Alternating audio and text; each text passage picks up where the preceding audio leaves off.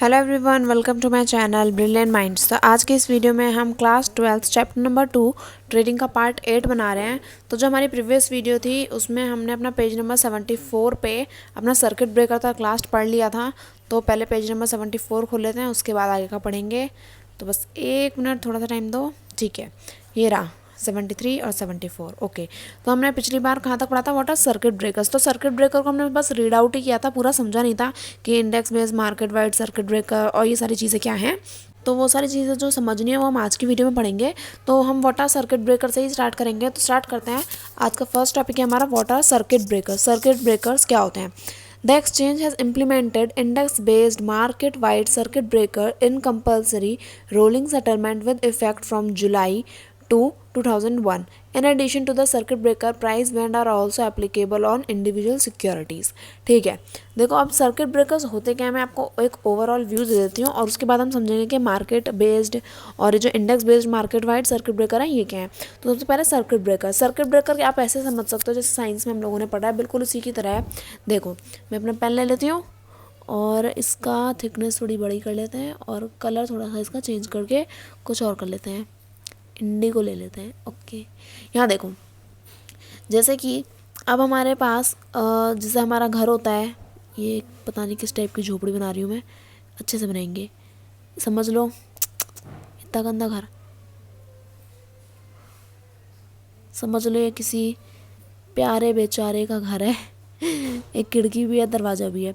अब इसी यहीं कहीं कोने में इसने क्या लगा रखा है, अपनी एमसी जिसे हम बोलते हैं, या फिर कह सकते हैं जहाँ पे उसका सारा बिजली का कनेक्शन है, वो सारा कनेक्शन उसका यहाँ हो रखा है इस कोने में। ठीक है, तो अब देखो अब सारी जो भी इलेक्ट्रिसिटी है घर में वो इस कोने से यहाँ पे पास होकर सारा ऊपर छत पे जा रही है, नीचे यहाँ पे जो लाइट वाइट है इन सब में आ रही है। तो अब सर्किट ब्रेकर का क्या काम है, अगर यहाँ पे देखो अगर हमारे सर्किट में अगर बहुत ज़्यादा इलेक्ट्रिसिटी पास जाती है, तो मतलब पास हो जाती है हमारे सर्किट से, तो क्या होता है हमारा जो सर्किट है या तो वो फ्यूज़ जाता है या फिर वो खुद ही ब्रेक डाउन हो जाता है ना। हम कहते हैं ना हमारी एमसी गिर गई, आपने हिंदी में अपने घरों में सुना भी होगा, या फिर कह देता है फ्यूज़ हो गया। तो वो क्या होता है, वो ये होता है कि अगर बहुत ज़्यादा इलेक्ट्रिक या फिर वोल्टेज बहुत ज़्यादा हाई हो जाती है तो उसकी वजह से हम अपने ताकि हमारे जो अप्लाइंसेस होता है जैसे कि हमारा फ्रिज, टीवी, एसी, ये सारे जो हमारे इलेक्ट्रिकल अप्लाइंसेस हैं ये सब ख़राब ना हो जाए, उसके लिए हम क्या करते हैं अपने जो फ्यूज़ है उसे अपने घर में लगा के रखते हैं ताकि वो मेल्ट हो जाए और जो भी हमारे इलेक्ट्रिसिटी है वो आगे पास ना हो, इतनी हाई वोल्टेज इलेक्ट्रिसिटी पास ना हो। तो ये तो हो गया साइंस वाला सर्किट ब्रेकर। अब इस सर्किट ब्रेकर का यहाँ क्या काम है, तो यहाँ भी इसका बिल्कुल इसी तरीके का काम है। देखो अब एक्सचेंज ने क्यों यहाँ पे इम्प्लीमेंट किया है 2001 जुलाई 2 जुलाई को 2001 2 जुलाई को यहाँ पे इम्प्लीमेंट हुआ है। क्यों, अगर मार्केट है, मार्केट में किसी शेयर के प्राइस बहुत ज़्यादा अप या फिर हमारी मार्केट पूरी की पूरी बहुत ज़्यादा डाउन जा रही है, तो अब यहाँ पे कभी तो मार्केट बहुत ज़्यादा हाई हो गई और कभी मार्केट हमारी बहुत ज़्यादा लो हो गई। तो इसकी वजह से ये जो उथला पतली हो रही है ना, उल्टी सीधी चीज़ें हरकतें हो रही हैं हमारी मार्केट में, इसकी वजह से ज़्यादा परेशानी ना हो जाए, मार्केट बहुत ज़्यादा हाई और बहुत ज़्यादा डाउन ना हो जाए, तो इसके लिए हम क्या करते हैं अपना सर्किट ब्रेकर यहाँ पे अप्लाई करते हैं। अभी देखो पूरा तो समझ नहीं आया होगा, लेकिन हम इंडेक्स बेस्ड मार्केट वाइड पढ़ेंगे ना तो पूरा समझ में आ जाएगा। आप ऐसा अभी ओवरऑल ऐसा समझ सकते हो कि जैसे कि हमारे घर में जब वोल्टेज बहुत ज़्यादा हाई हो जाती है तो हमारा फ्यूज़ हमारा लगाते हैं ना हम घरों में, तो फ्यूज़ हमारा मेल्ट हो जाता है ताकि हमारे घर के चीज़ें ख़राब ना हो। बिल्कुल इसी तरह अगर मार्केट में भी बहुत ज़्यादा डाउन प्राइस चला जाता है और वाइसा वर्सा अगर बहुत ज़्यादा हाई प्राइस भी चला जाता है, तो मार्केट के पार्टिसिपेंट्स, मार्केट में जो लोग हैं, मार्केट में जो इन्वेस्टर्स हैं, उन्हें कोई परेशानी ना हो, इसलिए हम सर्किट ब्रेकर लगा देते हैं। अब अगर हम बात करें आगे index based market wide circuit breaker की, तो इसे पढ़ते हैं। क्या दिया है, इसे थोड़ा सा बड़ा करते हैं। इसमें दिया है the index based market wide circuit breaker system applies at 3 stages of the index movement either way viz at 10%, 15%, 20%. These circuit break when triggered bring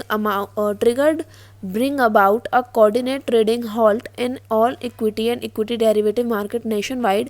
The market wide circuit breaker are triggered by the movement of either the BSE Sensex or the Nifty 50, whichever is breached earlier. The extent of duration of the market halt and pre-open session is as given below.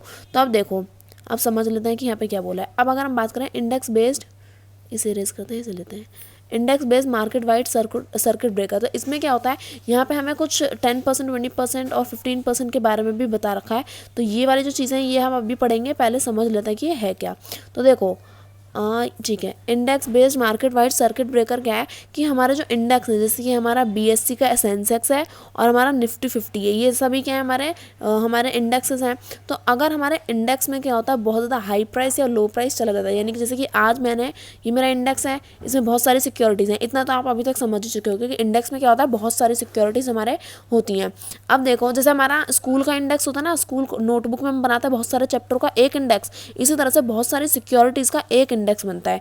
अब तो अच्छे से समझ में आ ही गया होगा, वैसे भी आप लोगों को पता ही होगा कि इंडेक्स होता क्या है। तो अब देखो, अगर हम बात करें आगे, तो इसमें क्या है कि हाँ, हमने इंडेक्स समझा। अब देखो, जब इंडेक्स में जैसे कि आज की तारीख पे क्या हो, आज जैसे कि और रशिया और यूक्रेन की वॉर चल रही है, तो इसके चलते हैं कुछ ना कुछ इम्पैक्ट ग्लोबली भी हो रहे हैं, है ना। अमेरिका पे भी इम्पैक्ट पड़ रहा है, चाइना पे भी पड़ रहा है, इंडिया पे भी पड़ रहा है, सबका प्रोडक्शन यहाँ पे ख़राब हो रही है। जो हमारी डील्स यूक्रेन और रशिया दोनों के साथ होती हैं, अब वो उसमें परेशानी आ रही है। तो ओवरऑल क्या है, पूरी ग्लोबली सब पे इफेक्ट पड़ रहा है। तो इसी के चलते अगर क्या हो, देखो ये हमारा जो इंडेक्स है, जिसमें अलग अलग सिक्योरिटीज़ हमारी हैं, अगर क्या हो कि अब जैसे कि जब नया नया कोरोना आया था, या फिर जो वॉर जब स्टार्ट हो जाती है, तो इस सब की वजह से क्या होता है, लोगों को काफ़ी डर रहता है, कहीं ऐसा ना हो कि हमें अपने फ्यूचर में पैसे की ज़रूरत पड़ जाए, और हमारे पास अगर हमारा सारा पैसा मार्केट में ही लगा रह जाएगा, तो वो पैसा काम कब आएगा।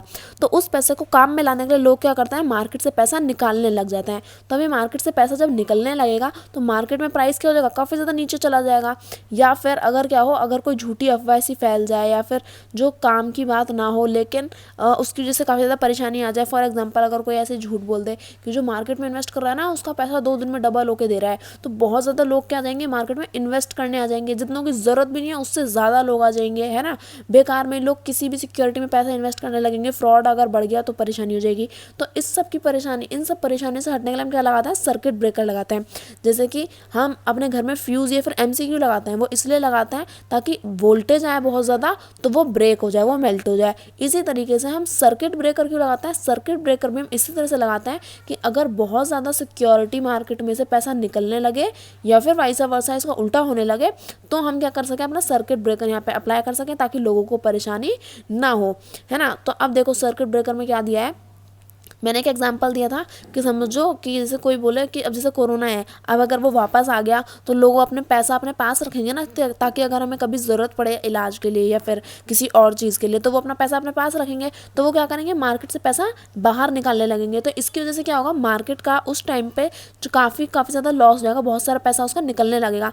तो अब इस परेशानी से बचने के लिए मार्केट क्या कर देती है, कुछ टाइम के लिए यहाँ पर सर्किट ब्रेकर अप्लाई कर देती है। सर्किट ब्रेकर अप्लाई करने से क्या होता है कि आप अब ये जो ट्रेडिंग प्रोसेस, ये जो आप पैसा निकालना, पैसा डालना, ये सब क्या है, बंद हो जाएगा, ताकि आप इस तरह से आप यहाँ पे कोई भी परेशानी खड़ी ना हो, और बहुत ज़्यादा लोग अपना पैसा मार्केट से बाहर ना निकाल पाएँ।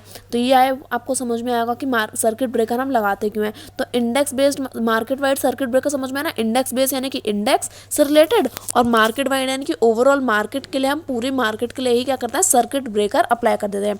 अब ये 10%, 15% और 20% का क्या झंझट है, तो वो यहाँ देखो। अब देखो यहाँ पे ड्यूरेशंस दे रखे कि कितने टाइम पीरियड के लिए आप क्या करते हो, अपना हॉल्ट लगाते हो, मार्केट हॉल्ट लगाते हो। तो अब देखो, यानी कि कितने टाइम के लिए आप क्या कर सकते हो, सर्किट ब्रेकर को अप्लाई करके रख सकते हो। तो देखो, जो हमारा ट्रिगर, ये दिख नहीं रहा कलर, चेंज कर लेते हैं, ठीक है। अब देखो, जो हमारा ट्रिगर लिमिट है, ट्रिगर लिमिट देखो 10% की है, 15% की है और 20% की है। तो अब ये 3 लिमिट हमें यहाँ पे गिवन है। ट्रिगर टाइम देखो, अब अगर 1 बजे से पहले, before 1 PM, at or after 1 PM up to 2:30 PM, at or after 2:30 PM, ठीक है। अगर 10% का ट्रिगर्ड प्राइस है, यानी कि आपका जो मार्केट है, इसमें से 10% का अप गया है या फिर डाउन गया है, ये आपको देखना है। वाइसा वर्सा कुछ भी हो सकता है, बहुत ज़्यादा हाई भी हो सकता है, बहुत ज़्यादा लो भी हो सकता है। दोनों ही केसेस में हमारा ट्रिगर्ड प्राइस, सर्किट ब्रेकर लगता है। तो अभी आपको देखना है कि 10% हाई है या 10% लो है। तो अब यहाँ पे क्या बोला है कि अगर आपका क्या है, ट्रिगर लिमिट जो है आपकी, वो 10% है, यानी कि 10% मार्केट से बाहर या फिर अंदर आया है, अगर आपका जो भी ट्रेड चल रही है उसके अकॉर्डिंग, तो क्या होगा, अगर वो 1 बजे से पहले 10% की यहाँ पे ट्रिगर लिमिट है, यानी कि 1 बजे से पहले, यानी कि 12 बजे, 11 बजे, 9 बजे, 10 बजे, 9 बजे से मार्केट स्टार्ट हो रही है, 9 बजे से 1 बजे तक अगर यहाँ पे 10% का क्या आया है, ट्रिगर लिमिट आई है, तो मार्केट होल्ड कितने टाइम का लगेगा, 45 मिनट का। और यहाँ पे जैसे कि हमें पता है कि प्री ओपन कॉल्स भी होती हैं, जैसे कि अगर मैं इसे बड़ा करके बताऊँ आपको, ये हमारा मार्केट है, मार्केट का टाइम होता है 9 बजे का, है ना। और 9 बज के 1 मिनट, इसे रेज करते हैं, ओके। और अगर हम बात करें 9:15 तक क्या चलता है, हमारा प्री ओपन सेशन चलता है। तो 15 मिनट का प्री ओपन सेशन तो रहेगा ही रहेगा, लेकिन इसके बाद जो हमारे 45 मिनट हैं वो क्या लगा दिए जाएंगे, वो लगा दिए जाएंगे हमारे किस में, हमारे सर्किट ब्रेकर के टाइम पीरियड में। तो यानी कि आपको पूरे टाइम का जो आपका हॉल्ट है वो कितने का हुआ, वो तो हो गया आपका 1 घंटे का। लेकिन आप यहाँ पे पेपर में 1 घंटा नहीं लिख सकते, क्यों, क्योंकि यहाँ से सिर्फ मार्केट हॉल्ट ड्यूरेशन पूछा है। तो मार्केट हॉल्ट कितने में लग रहा है, 45 मिनट के लिए। भले ही 15 मिनट आपका प्री ओपन कॉल चल रही है, इट डजेंट मैटर, आपको पेपर में क्या लिखना है, मार्केट हॉल्ट ड्यूरेशन 45 मिनट। अब आगे बोले, अगर क्या होता है, अगर जैसे कि हमारा जैसे हमने पैसा निकालना है या फिर डालना है, अगर लोग क्या कर रहे हैं 1 बजे से लेके 2:30 बजे तक, यानी कि 2:30 बजे तक अगर लोग काम कर रहे हैं, यानी कि जो भी मार्केट से पैसा निकल रहा है या फिर आ रहा है, ये क्या है 1 बजे से लेकर 2:30 बजे तक अगर चल रहा है ये सारा काम, तो यहाँ पे कितना लगेगा, 15 मिनट का हॉल्ट यहाँ पे लगाया जाता है। और 15 मिनट का तो हमारा प्री ओपन कॉल चल ही रही है, तो 15-15 30 मिनट। लेकिन आप पेपर में क्या लिखोगे, मार्केट हॉल्ट आपको क्या बताना है, 15 मिनट का बताना है कि मार्केट में जो सर्किट ब्रेकर लग रहा है वो कितने टाइम के लिए है, 15 मिनट के लिए। अब अगर यहाँ पे after eight or after 2:30 PM, यानी कि 2:30 बजे अगर क्या है, अगर 2:30 बजे या फिर 2:30 बजे के बाद अगर यहाँ पे ट्रिगर लिमिट यहाँ पे हिट हो रही है 10% की, यानी कि 10% के अमाउंट से लोग अपना पैसा निकाल रहे हैं या फिर डाल रहे हैं, तो क्या होगा, यहाँ पे कोई भी हॉल्ट नहीं लगेगा, नो हॉल्ट, यानी कि कोई भी हॉल्ट एप्लीकेबल नहीं होगा। तो ये बात तो आपको समझ आएगी होगी।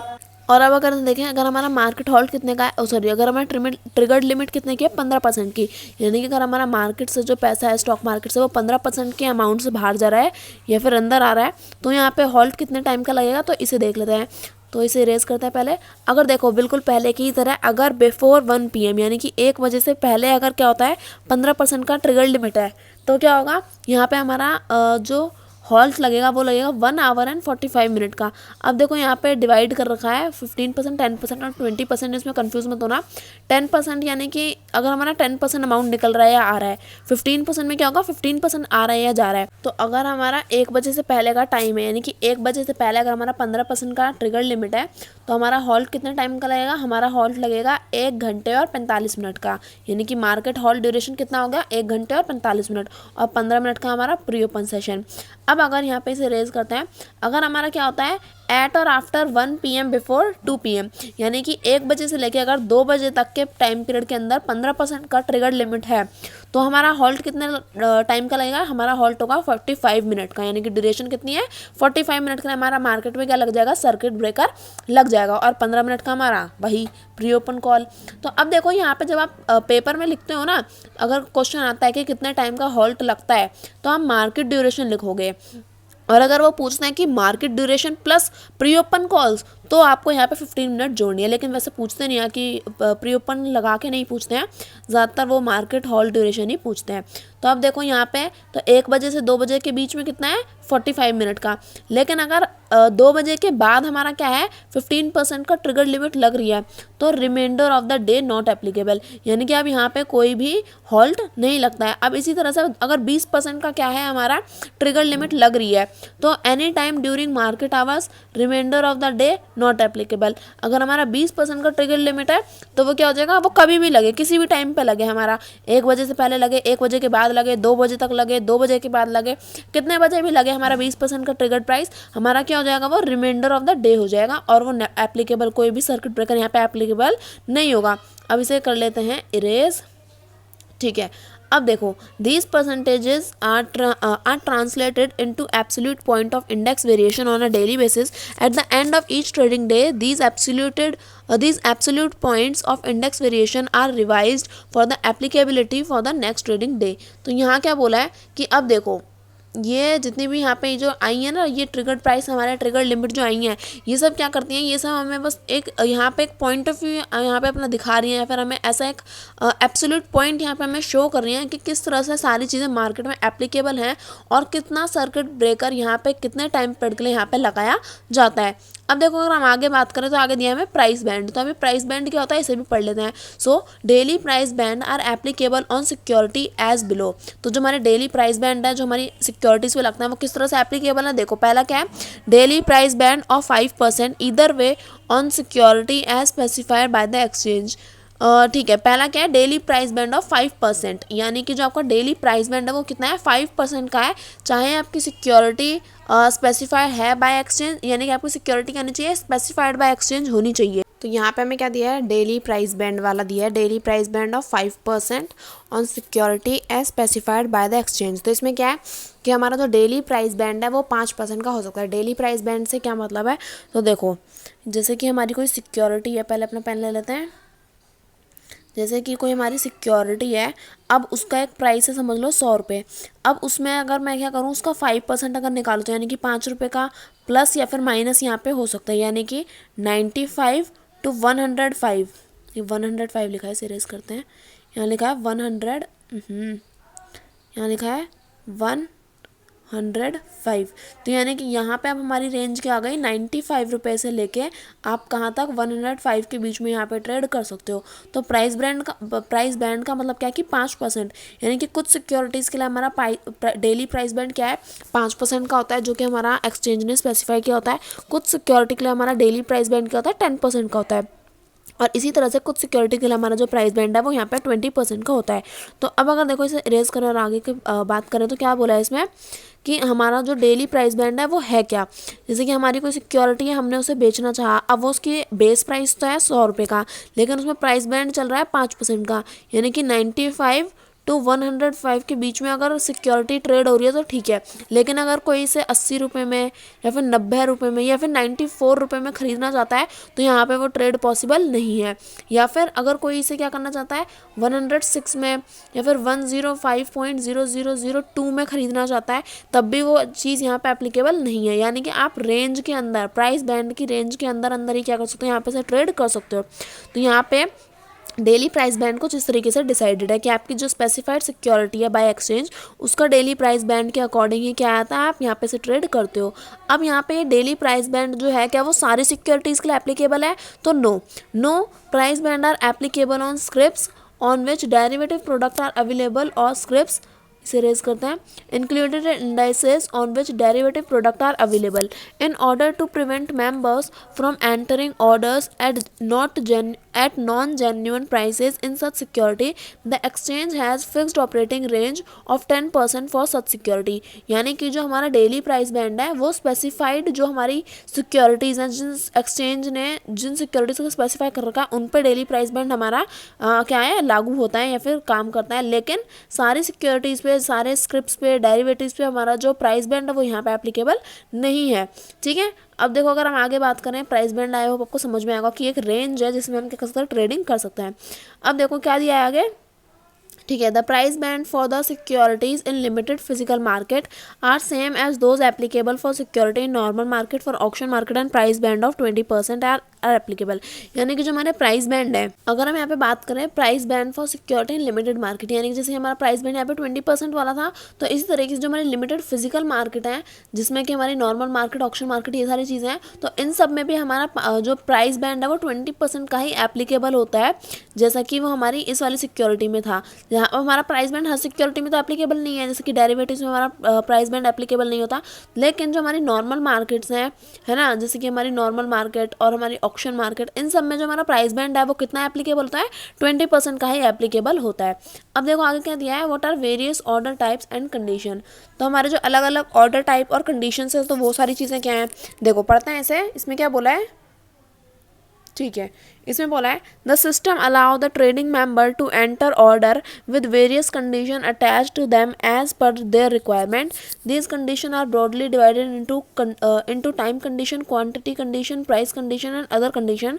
Several combination of the above are allowed there by providing numerous flexibility to the user. यानी कि अब देखो हम अलग अलग टाइप के ऑर्डर्स क्या हैं यहाँ पे प्लेस करते हैं। हमारे बहुत अलग अलग टाइप के ऑर्डर्स होते हैं, उसमें बहुत सारी अलग अलग कंडीशंस होती हैं। हर एक इन्वेस्टर को अपना अलग टाइप का यहाँ पे क्या चाहिए, कह सकते हैं ऑर्डर चाहिए, अलग अलग सिक्योरिटीज चाहिए उनकी सुविधा के, उनके फ़ायदे के अनुसार।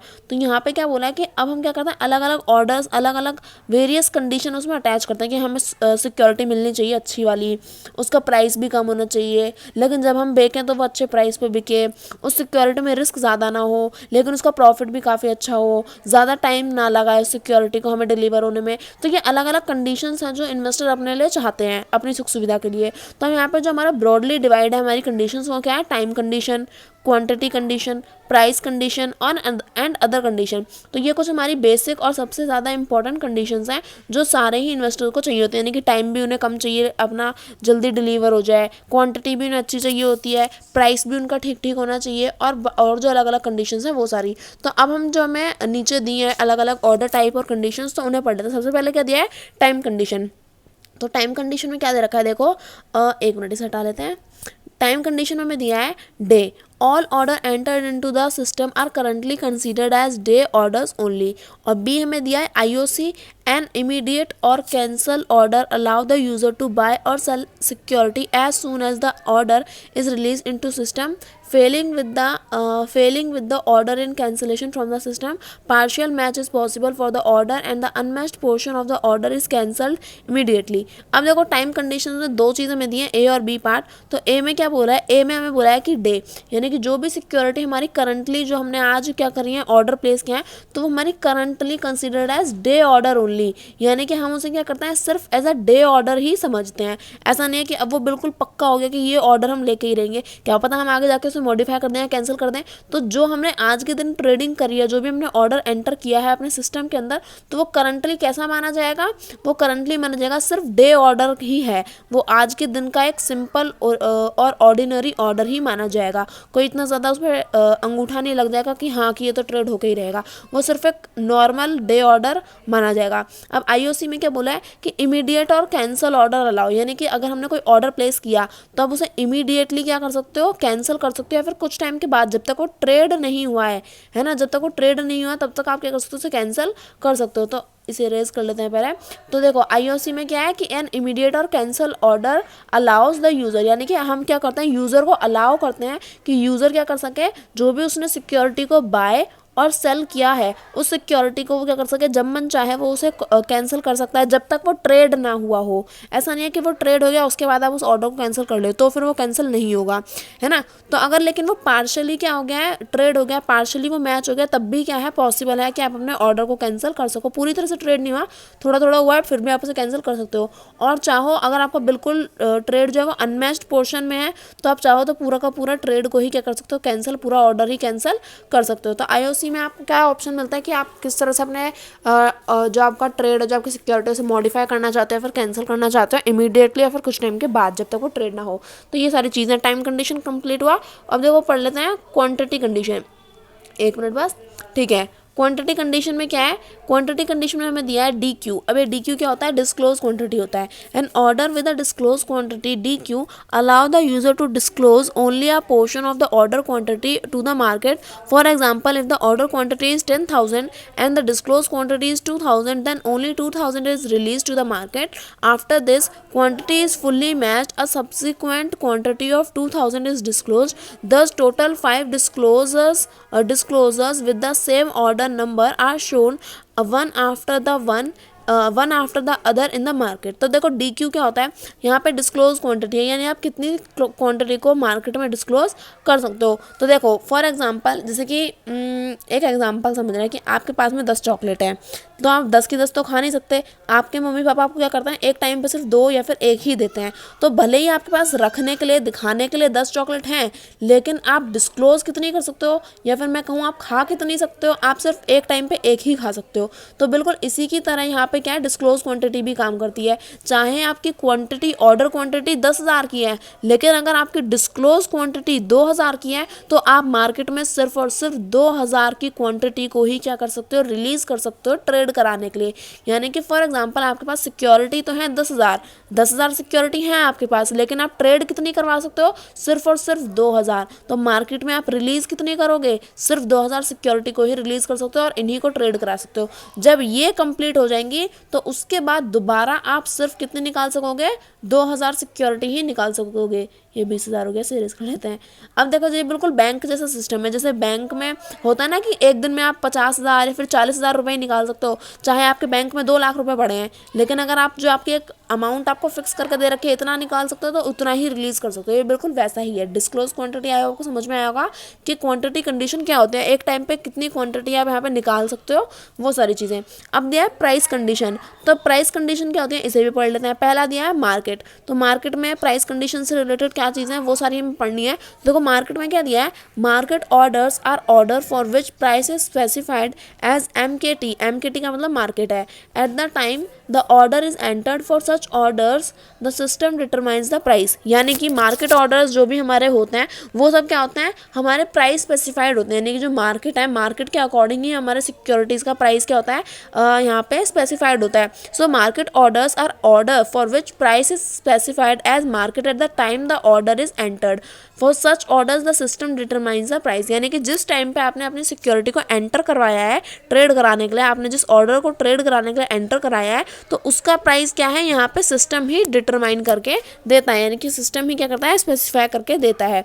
अब स्टॉप लॉस पढ़ लेते हैं। स्टॉप लॉस में क्या दिया है, this facility allow the users to release an order into the system after the market price of the security reaches or crosses a threshold price called triggered price. Example, if for stop loss buy order the triggered price is rupees 93, the limit price is rupees 95 and the market last traded price is 90, then this order is released into the system. Once the market price reach or exceed rupees 93, this order is added to the regular lot book with the time is triggering as the timestamp and a limit order of rupees 95. All stop loss orders are kept in a separate book, stop loss book, in the system until they are triggered. तो अब देखो stop loss में हमें पूरा ये जो इतना बड़ा पैराग्राफ दिया इसमें क्या समझाया है, इसमें हमें बोला है स्टॉप लॉस में this facility allow the user to release an order into the system. यानी कि जब हम क्या करते हैं अपनी जो भी हमारा सिस्टम है जिसमें हम ट्रेडिंग कर रहे हैं, अगर उसमें हमारा जो इन्वेस्टर है या फिर जो हमारा मेंबर है जो ट्रेड कर रहा है, जो अपना ऑर्डर प्लेस कर रहा है, वो क्या कर सकता है सिस्टम में आके अपना ऑर्डर तभी रिलीज कर सकता है जब उसका जो market price of the security reaches a triggered price. यानी कि threshold price call triggered price. यानी कि आपका एक ट्रिगर्ड प्राइस होता है, आपकी एक लिमिट होती है कि इस प्राइस पे आप क्या कर सकते हो, अपने स्टॉक को या फिर जो भी आपका ऑर्डर है उसे क्या कर सकते हो, अब आप यहाँ पे ट्रेड कर सकते हो। तो यहाँ पे एक एग्जांपल भी दे रखा है कि अगर समझो कि आपका जो stop loss by order trigger price है वो कितना है 93, आपका लिमिट प्राइस है 95 का, और जो आपका मार्केट प्राइस है वो क्या है 90 रुपये का। यानी कि आपकी जो ऑर्डर है, आपका जो ऑर्डर आपने प्लेस किया है उसका मार्केट प्राइस तो कितना है 90 रुपये, लेकिन वो कब ट्रेड होगा, उसके ट्रिगर प्राइस तक जब तक प्राइस नहीं पहुंच जाता, यानी कि 93 रुपीज़ तक जब तक आपका प्राइस नहीं पहुंचता तब तक वो ट्रेड नहीं हो सकता। और इसका लिमिट कितना है, इसकी लिमिट है 95 तक। तो अब देखो यहाँ पे क्या बोला है कि जब आपका सिक्योरिटी जो आप ट्रेड करने के लिए दे रहे हो तो वो सिस्टम में कब एंटर होगी, सिस्टम में तब एंटर होगी जब वो आपका क्या करेगी, रीचेस और एक्सीड 93। यानी कि आपकी थ्रेश होल्ड या फिर आपका ट्रिगर्ड प्राइस कितना है 93 का। तो सिस्टम में एंटर होने के लिए आपकी सिक्योरिटी का प्राइस कितना होना चाहिए, या तो 93 या फिर उससे ज़्यादा होना चाहिए, तभी क्या होगा आप सिस्टम में अपना जो ऑर्डर है वो प्लेस करा के ऑर्डर ट्रेड करा पाओगे। This order is added to the regular lot book within the time of triggering as the time stamp as a time order of ₹95। यानी कि अब देखो हमारा मार्केट प्राइस 90 रुपये का था, अब वो इंक्रीज़ हो गया, हम ट्रिगर प्राइस तक पहुंच गए 93, लेकिन अब जो हमारा लिमिट प्राइस है 95। तो जब हमारा 95 तक प्राइस पहुंच जाएगा तो वो जो आपका ऑर्डर है वो आपका रेगुलर लॉट बुक में जाके क्या हो जाएगा, जिस टाइम पे आपका प्राइस 95 हुआ उस टाइम के साथ आपका जो ऑर्डर है वो रेगुलर लॉट बुक के साथ जाके क्या हो जाएगा, एंटर हो जाएगा, ऐड हो जाएगा। यानी कि जो आपकी रेगुलर लॉट बुक होती है उसमें आपका जो सिक्योरिटी है, जो भी आपका ऑर्डर है वो प्लेस हो जाता है विद टाइम स्टैम्प। यानी कि जो भी टाइम हो रहा होता है जिस पे आपका प्राइस 95 हुआ होगा उस टाइम के साथ आपका टाइम स्टैम्प लग के आपका ऑर्डर प्लेस हो जाता है किसमें, आपका stop loss regular lot book में आपका जो ऑर्डर है वो ऐड हो जाता है। अब देखो अगर हम आगे बात करें तो आगे क्या दिया है, आगे दिया है हमें ट्रिगर्ड प्राइस। तो ये ट्रिगर्ड प्राइस क्या है, price at which order gets trigger from the stop loss book. देखो अभी हमने पढ़ा कि हमारा स्टॉप लॉस बुक में हमारा जो मार्केट प्राइस था वो 90 था, लेकिन हमारा जो ट्रिगर्ड प्राइस है वो 93 है। तो यानी कि अगर हमें मार्केट के सिस्टम में एंटर होना है तो हमें ट्रिगर्ड प्राइस तक जाना पड़ेगा। तो ट्रिगर्ड प्राइस क्या है, यानी कि आपको अगर triggered from the stop loss book, अगर आपको स्टॉप लॉस बुक से बाहर आके क्या होना है, मार्केट में एंटर होना है, तो उसके लिए आपका जो प्राइस है वो क्या होता है, ट्रिगर्ड प्राइस। पर ट्रिगर्ड प्राइस तो अभी भी समझ नहीं आया। ट्रिगर्ड प्राइस हम कह सकते हैं आपका जो मार्केट प्राइस है, जो भी आपका मार्केट प्राइस है उससे ज़्यादा आपने एक लिमिट रख रखी है कि ये मतलब मैं तो इतने पे ही अपने ऑर्डर को प्लेस कराना चाहती हूँ। तो ये 90 रुपये था और ये 93 रुपये था। तो अब जब आप ट्रेड कर रहे हो तो आप चाहोगे ना कि हाँ आपको कुछ फ़ायदा हो, तो इस प्राइस में मैं अपनी सिक्योरिटी को बेचने के लिए तैयार हूँ। तो ये वाला जो प्राइस है ना, ये इसी को हम क्या बोलते हैं, 93। यानी कि आपने जो ऑर्डर है, एक लिमिट आपने यहाँ पे लोगों के सामने रख दी। और लिमिट प्राइस क्या है, price of the order after triggering from the stop loss book. यानी कि पहले हमारा 90 रुपये था, फिर 93 हुआ और फिर 95 हुआ। तो अब अगर हम समझें, ये स्टॉप लॉस, ये हमारा स्टॉप लॉस में था। स्टॉप लॉस से निकलने के लिए हमारा जो प्राइस होता है वो 93 है। यानी कि ये वाला जो प्राइस है जो स्टॉप लॉस से निकल के आया है वो क्या होता है, ट्रिगर प्राइस। लेकिन अब जब ट्रिगर होने के बाद जो प्राइस आया है, यानी कि ट्रिगर होने के लिए जो प्राइस था स्टॉप लॉस में वो तो था ट्रिगरिंग प्राइस। अब ट्रिगर होने के बाद यानी कि स्टॉप लॉस से निकलने के बाद 93 है, तो अब ट्रिगर होने के बाद जो प्राइस हमारे पास आता है वो क्या होता है, हमारा लिमिट प्राइस। तो ये आई होप आपको समझ में आएगा कि स्टॉप लॉस से जब हम बाहर निकलेंगे तो जो प्राइस आएगा वो होगा ट्रिगर्ड प्राइस। ट्रिगर प्राइस से जब बाहर निकलेंगे तो जो हमारा प्राइस आएगा वो होगा हमारा लिमिट प्राइस। तो ये छोटी सी बात थी, आई होप आपको समझ में आ गई होगी। अब इसे कर लेते हैं इरेज और आगे बढ़ते हैं अदर कंडीशन पे। तो अदर कंडीशन हमारी कितनी है, दो ही दे रखे हैं, एक दी है। अब जो मैं अदर कंडीशन में प्रोप्राइटरी प्रो क्लाइंट CLI दिया है, इसमें पढ़ लेते हैं इसमें क्या दिया है। तो देखो क्या है इसमें, a user can enter order on his account और on behalf of client. By default the system assumes that the user is entering order on the trading member's own account. The client account field is an alphanumeric field. It is mandatory to enter the client account number in the field provided in case the user enter orders on behalf of the client. The system will assign a code CLI to such an order. The user cannot specify the trading member code in the client account field. तो अब देखो ये जो हमें proprietary या फिर जो हमारा क्लाइंट CLI दिया ये है क्या। तो इसे अगर हम पढ़ें अदर कंडीशंस में आ रहा है ये, तो इसका मतलब क्या होता है, इसका मतलब होता है, तो प्रोप्राइटरी क्लाइंट में यहाँ पे देखो क्या बोला है। देखो अगर हम पढ़ें, अ user can enter order on his own account और ऑन बिहाफ ऑफ क्लाइंट। यानी कि जो हमारा यूज़र होता है वो अपना ऑर्डर अपने अकाउंट से या फिर अपने क्लाइंट के बिहाफ पे भी दे सकता है। तो सीधी सी बात है, जो हमारा यूज़र है वो यहाँ पे क्या कर रहा है, जो अपना ऑर्डर प्लेस कर रहा है। So a user can enter order on his own account और बिहाफ ऑफ क्लाइंट, यानी कि अपने क्लाइंट के बिहाफ पे या फिर अपने ही ओन अकाउंट से जो यूज़र है वो अपना ऑर्डर प्लेस कर सकता है। दूसरी चीज़ क्या दी है, by default the user assume that the user is by default the system assume the user is entering order on the trading members own account। यानी कि बाय डिफ़ॉल्ट जो हमारा सिस्टम है वो क्या एज्यूम कर लेता है कि जो हमारा यूज़र है, user is entering order on the trading members own account. यानी कि जो हमारा यूज़र है वो क्या कर रहा है, वो ट्रेडिंग मेंबर के अकाउंट में क्या कर रहा है, यहाँ पे एंटर कर रहा है। The client account field is an alpha numeric. यानी कि जो हमारा क्लाइंट अकाउंट फील्ड है वो क्या होता है, अल्फा न्यूमेरिक। यानी कि उसमें अल्फ़ाबेट्स ABCD और न्यूमेरिक्स यानी कि नंबर 1 2 3 सारी जो चीज़ें हैं इस सबसे मिलके हमारा क्लाइंट अकाउंट नंबर बना होता है। तो the client account field is a alpha numeric field. यानी कि जो क्लाइंट अकाउंट फील्ड है वो क्या होती है, हमारी अल्फा न्यूमेरिक फील्ड होती है। और it is mandatory to enter the client account number in the field to provided in case the user enter order on behalf of the client. The system will assign a code CLI to such an order. The user cannot specify the trading member code in the client account field। ठीक है, तो proprietary जो हमारा है इसमें क्या है, इसमें जो हमारा क्लाइंट पे यहाँ पे एक रिलेशन बता रखा है कि हमारा जो यूज़र है वो क्या करता है, अपने अकाउंट से या फिर अपने क्लाइंट के बिहाफ पे यहाँ पे ऑर्डर प्लेस कर सकता है। दूसरी चीज़, हमारा सिस्टम डिफ़ॉल्टली क्या समझ लेता है कि हमारा यूज़र क्या कर रहा है, ट्रेडिंग मेंबर के अकाउंट से यहाँ पे एंटर कर रहा है। और आगे क्या बोला है कि यहाँ पे जो हमारा अल्फ़ा न्यूमेरिक फील्ड होती है। जो हमारा क्लाइंट अकाउंट है, जो क्लाइंट का जो अकाउंट होता है वो क्या होता है, यहाँ पे सीए का मतलब यहाँ पे वो नहीं है, जो लोग आप कोर्स समझ रहे हो, यहाँ पे सीए का मतलब मैंने क्लाइंट अकाउंट बोला है। तो क्लाइंट अकाउंट से यहाँ पे क्या समझ लेता है कि जो हमारा क्लाइंट अकाउंट की जो फील्ड होती है वो क्या होती है, अल्फ़ा न्यूमेरिक होती है। यानी कि उसमें जो कोड हम बनाते हैं, जो अकाउंट नंबर होता है हमारे क्लाइंट का, वो क्या होता है, अल्फ़ा न्यूमेरिक। यानी कि उसमें ABCD और 1 2 3 इन सभी चीज़ों का इस्तेमाल करके हमारा कोड बनता है।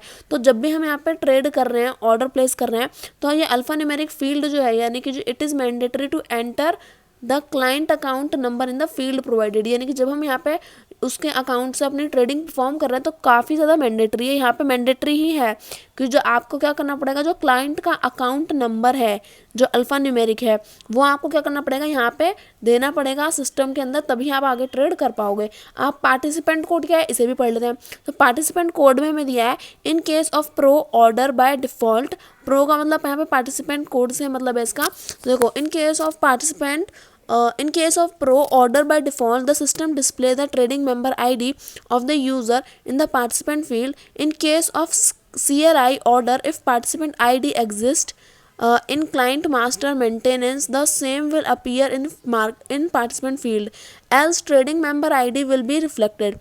Only a valid participant code will be entered. In case the participant is suspended, a message to this effect is displayed to the user on the order entry screen. तो जो हमारा पार्टिसिपेंट कोड है इसमें मैं क्या समझाया है, तो हमारा पार्टिसिपेंट कोड में मैं बोला है कि अगर in case of pro order by default the system display trading member ID of the user in the participant field. तो क्या बोला है कि जो हमारा पार्टिसिपेंट कोड है, अगर हम जैसे कि बाय डिफ़ॉल्ट जो हमारा सिस्टम है वो क्या करता है, जो हमारा ट्रेडिंग मेंबर की आईडी है उसे क्या करता है, यूज़र के सामने पार्टिसिपेंट फील्ड में डिस्प्ले करता है। तो अब देखो, ये यहाँ पे जो ट्रेडिंग मेंबर की आईडी है वो कोई मांगता नहीं है, बट सिस्टम बाय डिफ़ॉल्ट क्या करता है, डिस्प्ले करता है। सीधी सीधी सी बात है कि पार्टिसिपेंट कोड में जब हम ट्रेड करते हैं तो हमारा जो सिस्टम है वो क्या करता है, जो यूज़र है उसके सामने पार्टिसिपेंट फील्ड में क्या करता है, ट्रेडिंग मेंबर की आईडी को डिस्प्ले करता है। कौन, हमारा सिस्टम।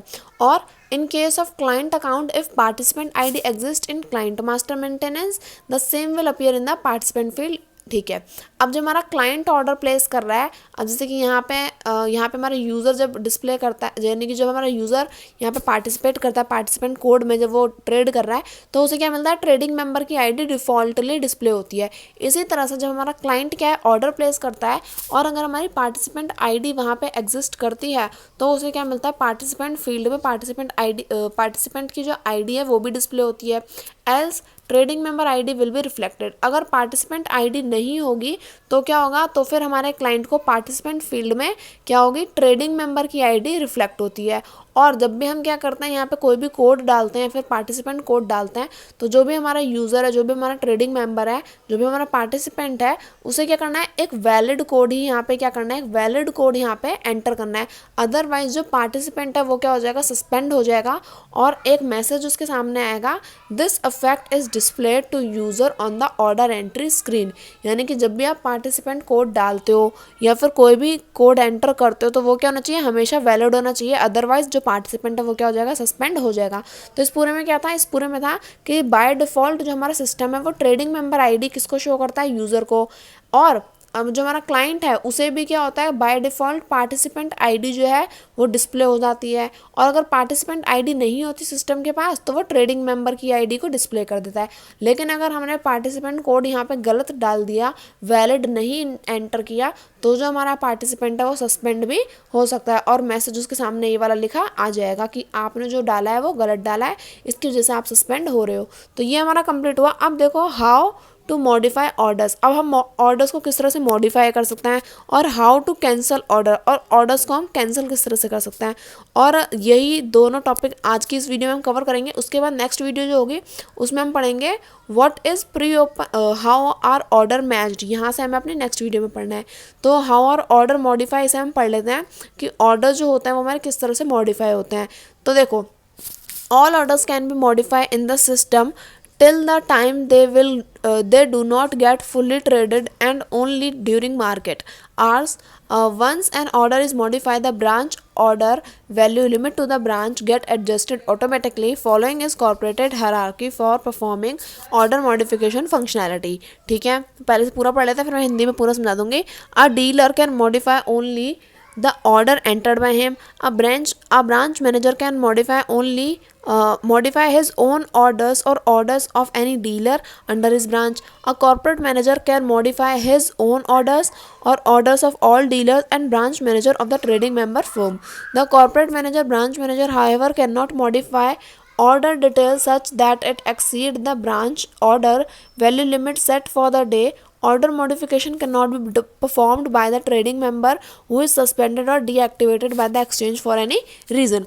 अब देखो ये काफ़ी आसान था पूरे पैराग्राफ में, तो इसमें बताया कि किस तरह से और कौन इंसान हमारे ऑर्डर्स को मॉडिफाई कर सकता है। तो जब हमने ये चैप्टर पढ़ना स्टार्ट किया था तो इसमें हमने एक हायरार्की पढ़ी थी कि सबसे ऊपर क्या होता है, हमारा कॉर्पोरेट मैनेजर सीएम होता है। कॉर्पोरेट मैनेजर के ऊपर क्या नीचे क्या होता है, हमारे ब्रांच मैनेजर होता है, बीएम होता है ना। अब ये ब्रांच मैनेजर के अंडर में भी दो लोग काम करते हैं। ब्रांच मैनेजर के अंडर में काम करता है हमारे डीलर, तो D1 D2, और दूसरे ब्रांच मैनेजर के अंडर में भी काम करते हैं D3 और D4। तो यहाँ पे अगर हम इस हायरार्की को देखें तो बिल्कुल इस हायरार्की की तरह ही सारा काम चल रहा है। देखो जो हमारा कॉर्पोरेट मैनेजर है वो क्या कर सकता है, ब्रांच मैनेजर, और हमारा ये देखो पहले पेन ले लेते हैं। जो हमारा कॉर्पोरेट मैनेजर है वो अपने ऑर्डर को भी मॉडिफाई कर सकता है, और वही ब्रांच मैनेजर क्या है, सॉरी जो कॉर्पोरेट मैनेजर है वो अपने ऑर्डर्स को भी मॉडिफाई कर सकता है, और कॉर्पोरेट मैनेजर ब्रांच मैनेजर के ऑर्डर्स को भी मॉडिफाई कर सकता है, और कॉर्पोरेट मैनेजर डीलर के ऑर्डर्स को भी क्या कर सकता है, मॉडिफाई कर सकता है। लेकिन जो ब्रांच मैनेजर है वो किसके अंडर काम करता है, सीएम के। तो ब्रांच मैनेजर सीएम यानी कि कॉर्पोरेट मैनेजर के ऑर्डर को मॉडिफाई नहीं कर सकता। जो हमारा ब्रांच मैनेजर है, ब्रांच मैनेजर जो है वो क्या कर सकते हैं, सिर्फ और सिर्फ डीलर के क्या कर सकते हैं, यहाँ पे ऑर्डर्स को मॉडिफाई कर सकते हैं और अपने ऑर्डर्स को मॉडिफाई कर सकते हैं। लेकिन अब धुरंधर आते हैं हमारे डीलर्स। जो डीलर्स हैं वो सिर्फ और सिर्फ अपना ही क्या कर सकते हैं, ऑर्डर्स को मॉडिफाई कर सकते हैं। ये किसी का भी ऑर्डर मॉडिफाई नहीं कर सकते। क्यों? क्योंकि ये लोएस्ट लेवल पे आते हैं हायरार्की के। कॉर्पोरेट मैनेजर ब्रांच का भी कर सकता है, डीलर का भी कर सकता है, और अपना तो कर ही सकता है। ब्रांच मैनेजर जो होता है, कलर चेंज कर लेते हैं, बहुत ज़्यादा गंदा हो गया। अब जो हमारा ब्रांच मैनेजर है, ब्रांच मैनेजर अपना कर सकता है और डीलर्स का कर सकता है, लेकिन डीलर सिर्फ और सिर्फ अपना ही मॉडिफाई कर सकता है, अपने अलग अलग ऑर्डर्स को। तो ये आई होप आपको अच्छे से समझ में आ गया होगा। अब इसे कर लेते हैं इरेज, क्योंकि काफ़ी ज़्यादा गंदा हो गया है। अब देखो आगे क्या बोला है, इसे पूरा मिटा लेते हैं।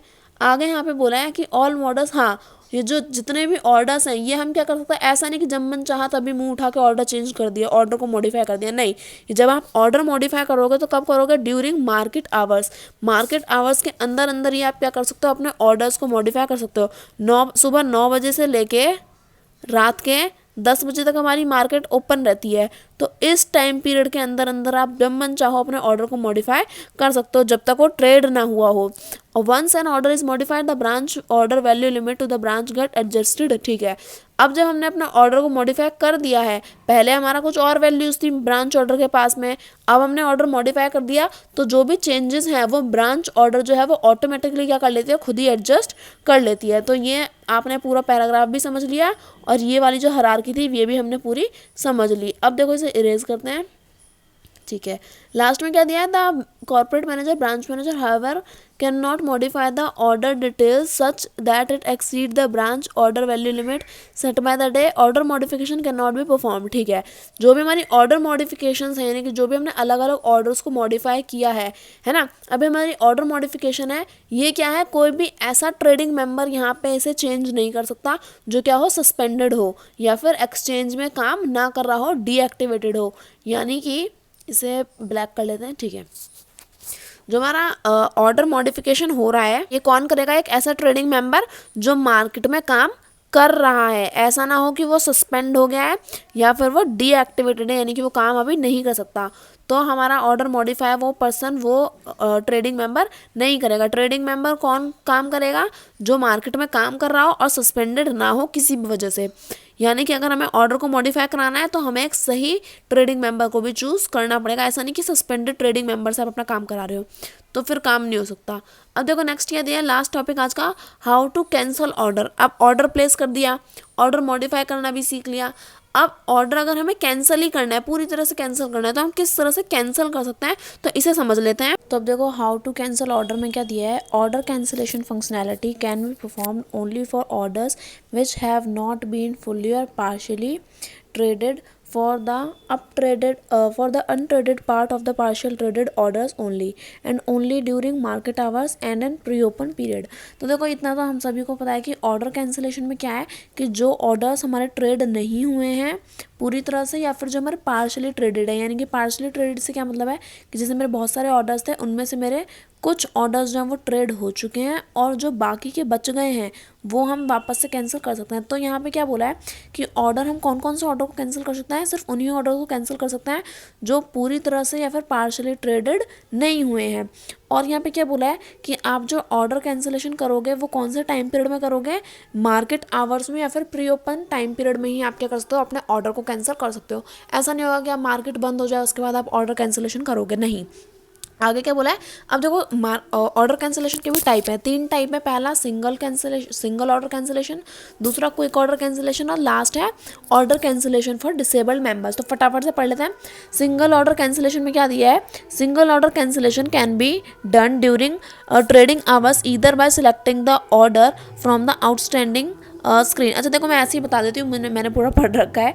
देखो सिंगल ऑर्डर कैंसिलेशन में क्या होता है कि आप एक टाइम पे अपना एक ऑर्डर क्या है कैंसिल करवा सकते हो। तो सिंगल ऑर्डर यहाँ पे जब कैंसिल होता है वो ट्रेडिंग आवर्स में ही कैंसिल होगा, ये सीधी सी बात है, हम सभी को पता है। दूसरा यहाँ पे आपको क्या मिलता है, आपकी स्क्रीन में ही क्या होता है, आपको एक फंक्शन की प्रोवाइडेड होती है कि फंक्शन की का इस्तेमाल करके आप क्या कर सकते हो, जो भी आपका ऑर्डर जो भी आपको ऑर्डर कैंसिल कराना है वो ऑर्डर आप क्या कर सकते हो, कैंसिल करा सकते हो। और ऑर्डर कैंसिलेशन फंक्शनैलिटी ये वाला फंक्शन आपको सारी बुक टाइप्स में मिलता है, normal market type, normal auction market या फिर आपका बुक ऑड लॉट शेयर्स, ये जितने भी हमारे अलग अलग मार्केट्स हैं और जितने भी हमारी बुक टाइप्स हैं उन सभी में आपको क्या मिलता है, ऑर्डर कैंसिल करने की फंक्शनैलिटी आपको मिलती है। दूसरा यहाँ पे क्या मिला है, लेकिन but the users is not allowed to cancel. अच्छा मैंने लगता है कुछ गलत बोल दिया, मैंने बुक टाइप की जगह पे मार्केट टाइप बता दिया था आपको, नहीं, ये market type, normal market, auction market और ऑड लॉट मार्केट सब में सिंगल ऑर्डर कैंसिलेशन यहाँ पे प्रोवाइडेड नहीं होता। यहाँ पे सारी बुक टाइप में यहाँ पे और सिंगल कैंसिलेशन ऑर्डर यहाँ पे प्रोवाइडेड होता है। सिर्फ ऑक्शन मार्केट जो होती है हमारा ऑक्शन इनिशिएशन और जो कॉम्पिटिटर ऑर्डर्स हैं इनमें हमारा सिंगल ऑर्डर कैंसिलेशन का फंक्शन अलाउ नहीं होता है यूजर्स को। अब यहाँ पे क्विक ऑर्डर कैंसिलेशन में क्या है, क्विक ऑर्डर कैंसिलेशन में जैसे कि सिंगल ऑर्डर कैंसिलेशन में था कि आप एक टाइम पे एक ऑर्डर को कैंसिल कर सकते हो, क्विक ऑर्डर कैंसिलेशन में आप एक टाइम पे काफ़ी सारे ऑर्डर्स को कैंसिल करवा सकते हो या फिर कर सकते हो। तो यहाँ पे देखो क्या है, quick order cancellation, quick order cancellation cancel all is an extension of single order cancellation enabling a user to cancel multiple outstanding orders in various trading books subject to the corporate hierarchy. The different filters available for cancelling orders by using quick order cancellation facility are symbol, series, book type, branch, users, pro, client account number, and buy sell. Quick order cancellation can be performed by evoking the function key provided and cannot be done from the outstanding order screen. If the criteria is not found to be correct by a trading member, then an error message is displayed and the focus is set on the incorrect field to enable the user to correct it. If the selection criteria is corrected, then a message appeared on the quick order cancellation screen starting the number of buy and sell orders to be cancelled. Quick order cancellation can be done only during market hours. तो देखो quick order cancellation क्या है कि आप एक time पे एक से ज़्यादा ऑर्डर्स को कैंसिल कर सकते हो। सिंगल ऑर्डर कैंसिलेशन में था कि आप एक टाइम पे मार्केट आवर्स के अंदर एक ही ऑर्डर को कैंसिल कर पाओगे, लेकिन क्विक ऑर्डर कैंसिलेशन में आप एक ही टाइम पे सिंगल ऑर्डर जो कैंसिलेशन था उसको हमने आगे फर्दर बढ़ा के क्या कर दिया, आपने मल्टीपल ऑर्डर्स की कैंसिलेशन यहाँ पे आप कर सकते हो। और यहाँ पे अलग अलग बुक टाइप्स, अलग अलग सब्जेक्ट, अलग अलग कॉर्पोरेट के ऑर्डर्स को आप क्या कर सकते हो, अपने मार्केट आवर्स में यहाँ पे क्विक ऑर्डर कैंसिलेशन की हेल्प से क्या कर सकते हो, इस फैसिलिटी की हेल्प से आप अपने ऑर्डर्स को कैंसिल कर सकते हो। अब यहाँ पे जो भी हमारी अलग अलग सीरीज, बुक टाइप, ब्रांचेज हैं, इन सभी को आप क्या कर सकते हो, ऑर्डर जो हैं, जो भी आपने अलग अलग ऑर्डर्स दिए हैं, इन सभी फंक्शंस के हिसाब से इन्हें भी आप क्या कर सकते हो, कैंसिल कर सकते हो। और कैंसिल करने का टाइम पीरियड आपका मार्केट आवर्स ही होते हैं। अब यहाँ पे क्या दिया है कि अगर आपने क्राइटेरिया क्या है, जो भी आप ट्रेड कैंसिल कर रहे हो, जो भी ऑर्डर कैंसिल कर रहे हो, अगर ट्रेडिंग मेंबर ने जो भी क्राइटेरिया उसमें मांगे गए हैं वो उसने गलत फुलफिल कर दिए, तो गलत अगर आप फुलफिल करोगे तो आपके सामने एक मैसेज आएगा, आपका एक एरर मैसेज आपको अपीयर हो जाता है कि आपने जो डिटेल्स इसमें फुलफिल करी है, यहाँ देखो कि आपका जो भी आपका जब आप ऑर्डर कैंसिल करते हो, जो आप डिटेल्स डालते हो अपनी सिक्योरिटी से रिलेटेड, अगर आप वो गलत हैं तो वो एक एरर मैसेज आ जाता है। और जहाँ पे भी गलती होती है तो वो वाला एरिया जो है हमारा सिस्टम हमें क्या करता है, फोकस करके डिस्प्ले कराने लग जाता है। जैसे कि अगर हमने कुछ गलत डाल दिया तो एक रेड कलर का मार्क आ जाता है ना कि यहाँ पे ये इनवैलिड इन्फॉर्मेशन है। तो इस तरह से आपका जो सिस्टम है वो आपको फोकस करके सारी जो गलत इन्फॉर्मेशन होती है उस इनकरेक्ट फील्ड को आपको शो करता है। और जब आप क्या करते हो, सिलेक्ट करने के बाद उस क्राइटेरिया को ठीक कर लेते हो तो आपके पास एक मैसेज आता है कि हाँ आपका जो क्विक ऑर्डर कैंसिलेशन है वो स्क्रीन उसकी स्टेटिंग यहाँ की हो गई है, यानी कि जो भी अब आपने इन्फॉर्मेशन डाली है वो सही है। अब आपको जितने भी नंबर ऑफ ऑर्डर्स बाय या सेल जो भी कराने हैं, जो भी ऑर्डर कैंसिलेशन कराना है, यानी कि आपने अगर सेल अपने शेयर्स खरीदे हैं, अपने स्टॉक, आपने जो भी आपके ऑर्डर्स हैं अगर आपने बाय करे हैं तो भी कैंसिल करा सकते हो, सेल करें तो भी कैंसिल करा सकते हो। तो आप उसकी क्वांटिटी आप यहाँ पे बता सकते हो कि कितने आपको कैंसिल कराने हैं। अब order cancellation for disable member, ये आज का लास्ट टॉपिक है। इसमें क्या है, the exchange suspends a member from trading due to various reason, यानी कि जो हमारा एक्सचेंज है, स्टॉक एक्सचेंज है, वो हमारे ट्रेडिंग मेंबर को जो भी गलती करता है उसके वेरियस रीजन्स हो सकते हैं, उसके हिसाब से वो उसे सस्पेंड कर देते हैं। तो ट्रेड कैंसिलेशन फॉर डिस्पेंड मेंबर में क्या है, डिसेबल्ड मेंबर में है, in case a member is suspended from trading by the exchange, all pending orders in all book of the member are immediately cancelled by the system. यहाँ देखो इसमें क्या बोला है कि जैसे कि अगर हमारा एक ट्रेडिंग मेंबर है, अब एक्सचेंज ने क्या किया, उस ट्रेडिंग मेंबर को सस्पेंड कर दिया, यानी कि वो क्या हो गया, डिसेबल्ड मेंबर हो गया, वो अब मार्केट में काम नहीं कर रहा है। तो उस डिसेबल्ड मेंबर के, उस जो सस्पेंडेड ट्रेडिंग मेंबर है, उसके जितने भी पेंडिंग ऑर्डर्स होते हैं वो सभी क्या होते हैं, वो सभी ऑटोमेटिकली सिस्टम क्या कर देता है, यहाँ पे कैंसिल कर देता है। जो भी उसके ऑर्डर नंबर होते हैं उनके सामने एक मैसेज आता है कि ये सब ये सारे ऑर्डर्स क्या है, कैंसिल हो गए हैं ड्यू टू सस्पेंशन की वजह से जो भी हमारा ट्रेडिंग मेंबर है उसके ऑर्डर्स क्या हो गए हैं, सस्पेंड कर दिए गए हैं, या फिर हम कह सकते हैं कैंसिल कर दिए गए हैं।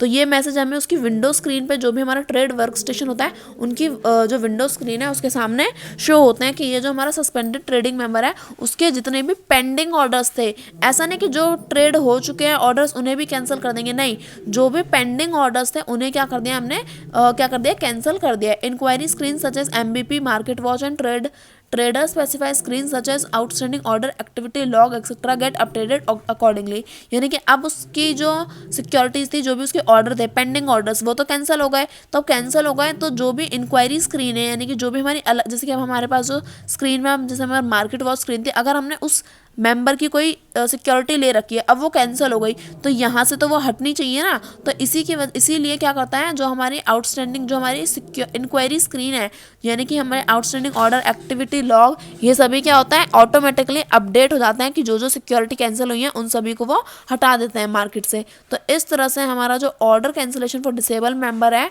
और किस तरह से हम ऑर्डर को कैंसिल करते हैं, ये हमने पूरा पढ़ लिया। नेक्स्ट वीडियो में हम पढ़ेंगे अपना हाउ आर ऑर्डर मैच्ड। तो आज की वीडियो में बस इतना ही। आई होप मैंने आपको जो भी पढ़ाया वो सारा आपको समझ में आया होगा। फिर भी अगर आपका कोई डाउट है तो आप मेरे से कमेंट सेक्शन में पूछ सकते हैं। वीडियो अच्छी लगे तो प्लीज़ वीडियो को लाइक करें and subscribe my channel for more videos. Thank you for watching.